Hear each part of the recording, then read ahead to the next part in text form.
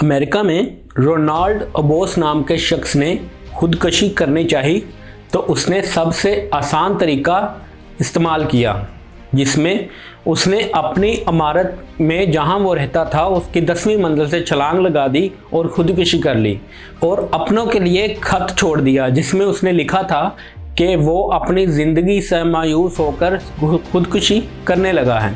लेकिन 23 मार्च 1994 को जब पोस्टमार्टम रिपोर्ट आई तो उसमें एक अजीब बात पता चली कि उसकी मौत खुदकुशी करने से नहीं बल्कि गोली लगने से हुई, जो कि उसके सर पर लगी।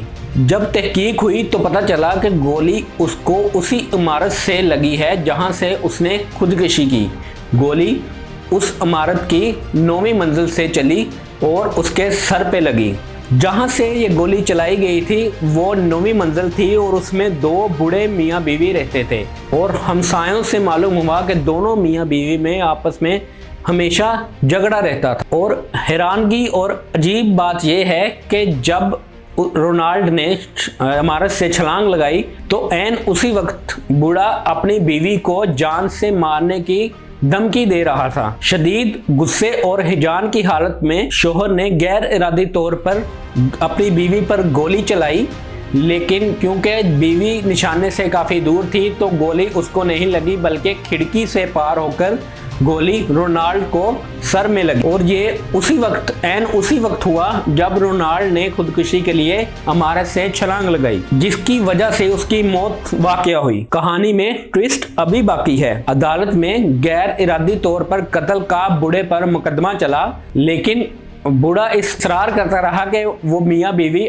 हमेशा लड़ते रहते हैं और उसने कई बार अपनी बीवी को जान से मारने की धमकी भी दी है, लेकिन पिस्तौल हर वक्त खाली होता था। मजीद तहकीकात करने पर पता चला कि बूढ़े जोड़े के रिश्तेदारों में से किसी ने उसके बेटे को पिस्तौल में गोलियां भरते कुछ दिनों पहले देखा था। वजह इसकी ये थी कि माँ ने बेटे को माली इमदाद करने से मना कर दिया था, तो बेटे ने माँ बाप से छुटकारा पाने के लिए ये तरकीब लड़ाई ताकि एक तीर से 2 शिकार हो, क्योंकि वो ये जानता था कि बूढ़ा और बूढ़ी आपस में हमेशा लड़ते रहते हैं और बूढ़ा हर वक्त खाली पिस्तौल से अपनी बीवी को डराता रहता था। लेकिन हुआ कुछ ऐसे कि गोली उसकी माँ को नहीं लगी और वो रोनाल्ड के सर पर उस वक्त लगी जब वो खुदकुशी के लिए छलांग लगा रहा था, और जब उसने छलांग लगा ली तो ऐन उसी वक्त पिस्तौल से गोली चली और उसके सर से आर पार हो गई। इस तरह कत्ल की तोहमत का मुकदमा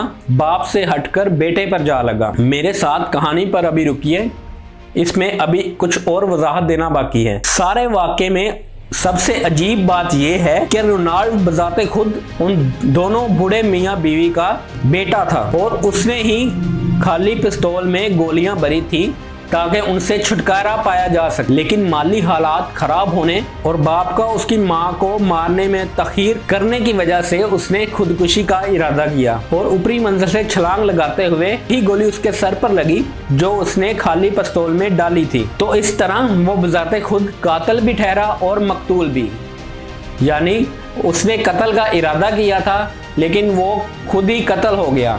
तो उम्मीद है आपको आज की स्टोरी काफ़ी पसंद आई होगी। इसी तरह के मज़ीद वीडियोस देखने के लिए हमारे चैनल फैमिली एक्ट को सब्सक्राइब, लाइक और शेयर करें और बेल आइकन को प्रेस कर दें ताकि आपके पास हमारी हर वीडियो बआसानी पहुंच सके। Thank you. अल्लाह हाफिज़।